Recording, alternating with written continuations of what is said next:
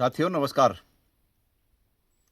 आपने एडिक्शन शब्द तो सुना होगा और हिंदी में अगर उसको मैं सही हूँ तो तलब कह सकते हैं।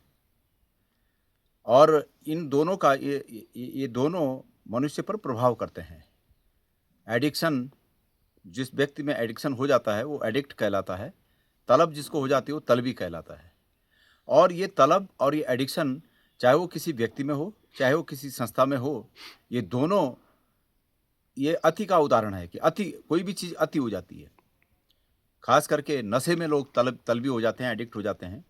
इसी प्रकार तमाम बुराइयों में, तमाम ऐब जिनको कहते हैं, ऐब जो ज़्यादा किसी में आ जाते हैं, चाहे वो संस्था में हो, चाहे वो व्यक्ति में हो, वो तलब वाली बात हो जाती है, तलबी हो जाती है वो संस्था या वो व्यक्ति।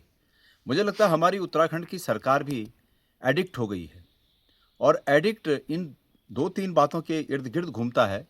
एक तो भ्रष्टाचार और एक दुराचार और वो सब बातें जो लोकतंत्र में लोग उम्मीद नहीं करते हैं कि एक चुनी हुई सरकार ऐसा करे, उन सब बातों की, उन सब ऐबों की हमारी सरकार एडिक्ट हो चुकी है, तलबी हो चुकी है। मैं ये उदाहरण इसलिए दे रहा हूँ कि अभी प्रदेश भर में अंकिता भंडारी हत्याकांड पूरे लोगों के जेहन में गूंज रहा है और लोग ये मान बैठे हैं, तमाम प्रदेश के लोग ये मान बैठे हैं कि निश्चित रूप में कोई ना कोई वीआईपी है जिसको सरकार बचाना चाहती है। लोग ये चाहते हैं कि वो कितना ही बड़ा क्यों ना हो वो वीआईपी, उसको बेनकाब किया जाए और उसको कानून के दायरे में लाकर जो भी सज़ा कानून में प्रावधानित है, वो सज़ा के अंतर्गत उसको लाया जाए। लेकिन सरकार है कि मानने को तैयार नहीं। लेकिन सरकार एक बात जो मैंने कहा कि एडिक्ट है, भ्रष्टाचार करने में, दुराचार करने में एडिक्ट है। ये इस अपने एडिक्शन के चलते इस आपदा में, इस अंकिता भंडारी केस में उपजी सरकारी और सामाजिक आपदा में अपने लिए भ्रष्टाचार का अवसर ढूंढ रही है। और वो अवसर इस प्रकार है कि आपको पता होगा अभी 6 महीने पहले हरिद्वार नगर निगम में 3 अधिकारियों को सस्पेंड किया गया। वो 3 अधिकारी वो थे जिन्होंने 15 करोड़ की ज़मीन को 57 करोड़ या 55 करोड़ 57 करोड़ में खरीदा और सरकार ने ये पाया कि प्रथम दृष्टया ये मामला जो है गड़बड़ है, गलत है और तत्काल अपनी खाल बचाने के लिए 3 अधिकारियों को सस्पेंड कर दिया।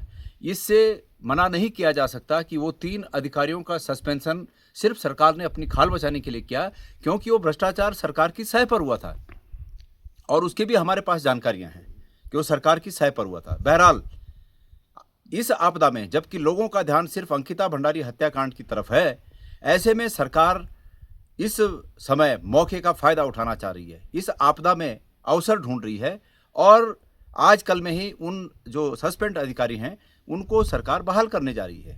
मेरा ये कहना है कि सरकार बहाल करने से पहले इस प्रदेश की जनता को ये बताए कि क्या वो 15 करोड़ की ज़मीन 57 करोड़ को खरीदने का जो मामला था, जो भ्रष्टाचार था, क्या वो सही था?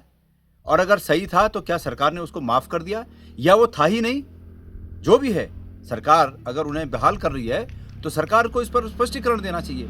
इसका मतलब यही था कि सरकार ने उस समय तात्कालिक रूप में लोगों की नाराज़गी को शांत करने के लिए, लोगों के जेहन में इस बात को घर न कर जाए ये बात कि सरकार ने भ्रष्टाचार किया, इस बात को साइड लाइन करने के लिए उस समय तो सस्पेंड कर दिया। लेकिन उसके बाद अभी इस आपदा के दौर में अवसर ढूंढ, सामाजिक और राजनीतिक आपदा के दौर में अवसर ढूंढकर उनको बहाल करने का सरकार काम कर रही है। दूसरा, शिक्षा, स्वास्थ्य मंत्री और सहकारिता मंत्री इस आपदा में एक अपने लिए और अवसर ढूंढ रहे हैं और वो अवसर ये हैं कि वो अपने विभागों में करीब 1000 लोगों को विभिन्न विभागों में विभिन्न माध्यमों से, जो कि आजकल प्रचलित है कि सरकार करती है कि सीधे सीधे संविदा पे नहीं लगाती है लोगों को, किसी कंपनी को ठेका दे दिया, किसी कंपनी के माध्यम से लगा दिया और कंपनी वालों से जो जिनको लगा रही है उनको भी पूरा तनख्वाह नहीं देना है और कंपनी वालों से अपने हितों की साधना करनी है। तो धन सिंह रावत जी इस आपदा को इस रूप में देख रहे हैं कि वो इस समय, इस 2-4-6 दिन में,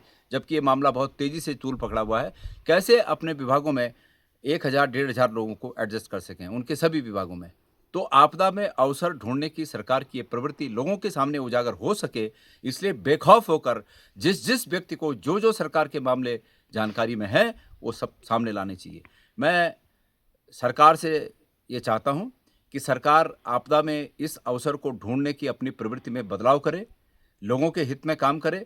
सरकार ये बताए कि हरिद्वार नगर निगम के भ्रष्टाचार मामले में, भूमि खरीद भ्रष्टाचार मामले में सरकार ने यदि सस्पेंड किया था, तो क्या उनका सस्पेंड करना गलत था या उसमें कोई आरोपी नहीं था, उसमें कोई भ्रष्टाचार नहीं हुआ, और हुआ तो सरकार ऐसे क्यों करने जा रही है? सरकार को ये स्पष्टीकरण देना चाहिए और धामी जी को, धन सिंह रावत जी के उन विभागों पर भी नज़र रखनी चाहिए जहां वो इस आपदा में अवसर ढूंढकर और अपना जो नौकरी बेचने का कारोबार है उसको आगे बढ़ाने जा रहे हैं। धन्यवाद।